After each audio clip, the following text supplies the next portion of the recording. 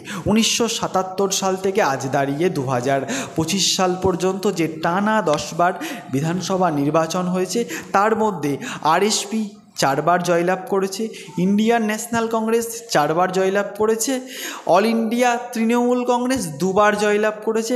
তা হলো 2011 সাল, 2016 সাল। আমরা দেখলাম যে একটি বারের জন্য কিন্তু এই বিধানসভা নির্বাচনে বিজেপি জয়লাভ করতে পারেনি। দর্শক, আপনারা দেখছেন আপনাদের নিজেদের চ্যানেল, প্রিয় চ্যানেল, বাংলা চ্যানেল আদিক। এই মুহূর্তে আপনাদের সামনে আলোচনায় রয়েছি আমি আফ্রিদি। আপনাদের আরও একবার ভালোবাসা, স্বাগত জানাই। দর্শক, আমরা যারা একটু হলেও রাজনীতিকে ভালোবাসি তারা প্রত্যেককে জানি গোটা ভারতবর্ষের 4 রাজ্যের 5 বিধানসভা কেন্দ্রে উপনির্বাচন হতে চলেছে আগামী 19শে জুন। দর্শক, আমার রাজ্যেও এক বিধানসভা কেন্দ্রে উপনির্বাচন হবে ওই 19শে জুন। তা হলো নদিয়া জেলার কালীগঞ্জ বিধানসভা কেন্দ্র।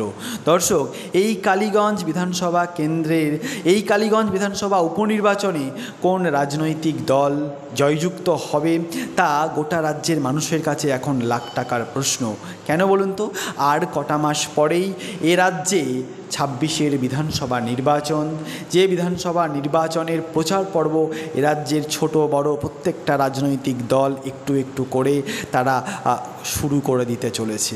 দর্শক, আজকে আমরা এই ভিডিওর মধ্যে আলোচনা করব যে এই কালীগঞ্জ বিধানসভা উপনির্বাচনে বাম কংগ্রেস জোটের প্রার্থী কাবিল উদ্দিন শেখের জয় পাওয়ার প্রবল সম্ভাবনা কেন রয়েছে, তিনি জয় পেলে কোন কোন কারণে জয় পেতে পারেন।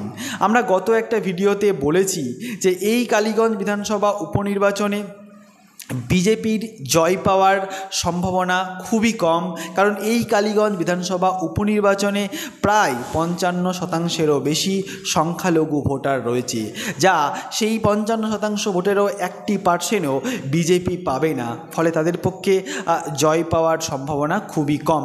অপরদিকে পড়ে রইল তৃণমূল কংগ্রেস এবং বাম কংগ্রেস জোট প্রার্থী। আমরা আজকে আলোচনা করব যে বাম কংগ্রেস জোট প্রার্থী কেন এখান থেকে জয়লাভ করতে পারে। তা শুরু করার পূর্বে সবার প্রথমে একটা ছোট্ট ডেটা আপনাদের দেওয়ার চেষ্টা করি। 1977 সাল থেকে আজ দাঁড়িয়ে 2025 সাল পর্যন্ত যে টানা 10 বার বিধানসভা নির্বাচন হয়েছে, তার মধ্যে আরএসপি 4 বার জয়লাভ করেছে, ইন্ডিয়ান ন্যাশনাল কংগ্রেস 4 বার জয়লাভ করেছে, অল ইন্ডিয়া তৃণমূল কংগ্রেস 2 বার জয়লাভ করেছে। তা হলো 2011 সাল, 2016 সাল।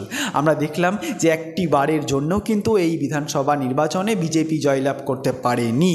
আর সিপিআইএম তো এই সিটটিকে আরএসপিকে ছেড়ে দিয়েছিল, ফলে তাদের জয় পাওয়ার কোনো সম্ভাবনাই নেই। তাহলে এখান থেকে বাম কংগ্রেস জোটের প্রার্থী কাবিল উদ্দিন জয় পাওয়ার যে প্রবল সম্ভাবনা রয়েছে। নাম্বার 1, এই বিধানসভার মাটিতে আরএসপি, কংগ্রেস এবং বামেদের একটা ঘরোয়া ভোট রয়েছে, কারণ দীর্ঘদিন ধরে এখানে আরএসপি কংগ্রেস লড়াই করেছে, আমরা যেটাকে পকেট ভোট বলে মনে করি। ফলে এই বাম, কংগ্রেস এবং আরএসপির যে ভোট রয়েছে সেই টোটাল ভোটটাই কিন্তু বাম কংগ্রেস জোটের প্রার্থী কাবিল উদ্দিন পেয়ে যাবেন। নাম্বার 2, এই বাম কংগ্রেস জোটের প্রার্থী কাবিল উদ্দিন এই কালীগঞ্জের মানুষের কাছে কিন্তু একটা পরিচিত মুখ। নাম্বার 1, যে 2016 সালে এই কালীগঞ্জ বিধানসভা নির্বাচনে বাম কংগ্রেস জোটের প্রার্থী জয়লাভ করেছিল। সেবারও কিন্তু এই কাবিল উদ্দিন শেখের নাম তিনি প্রার্থী হয়েছেন অনেকেই জেনেছিল, বেশ কিছু কারণের জন্য সেই প্রার্থী তাকে উইথড্র করতে হয়েছে। ফলে আমরা এটাও জানি যে এই কাবিল উদ্দিন শেখ কংগ্রেস বাড়িতে বড় হওয়া, তিনি দীর্ঘদিন কংগ্রেস দলটা করে আসছেন, আজও তিনি কংগ্রেস দলটা করছেন। তিনি ছোট থেকেই কংগ্রেসের সঙ্গে যুক্ত। রাজনৈতিক মহলে কান পাতলে শোনা যাচ্ছে যে অন্তত যারা দীর্ঘদিন ধরে এই কংগ্রেস দলটা করছেন, এখনও পর্যন্ত যারা কংগ্রেস দলটা করছেন, তারা ব্যক্তিগত স্বার্থের জন্য করেন না, এটা আমি আপনি প্রত্যেককে মনে করি। তাই তারা ভাবছে যে কাবিল উদ্দিন যদি এখান থেকে জয়যুক্ত হতে পারে তাহলে এই কালীগঞ্জের মানুষের অনেক উন্নয়ন হবে বলে তারা মনে করছে। আমরা দেখলাম তিনি বলেছেন যে এখান থেকে যদি কালীগঞ্জের মানুষ আমাকে জয়যুক্ত করে, আমি এই পলাশীর যে সুগার মিল বন্ধ হয়ে পড়ে রয়েছে সেটা আমি খোলার আপ্রাণ চেষ্টা করব।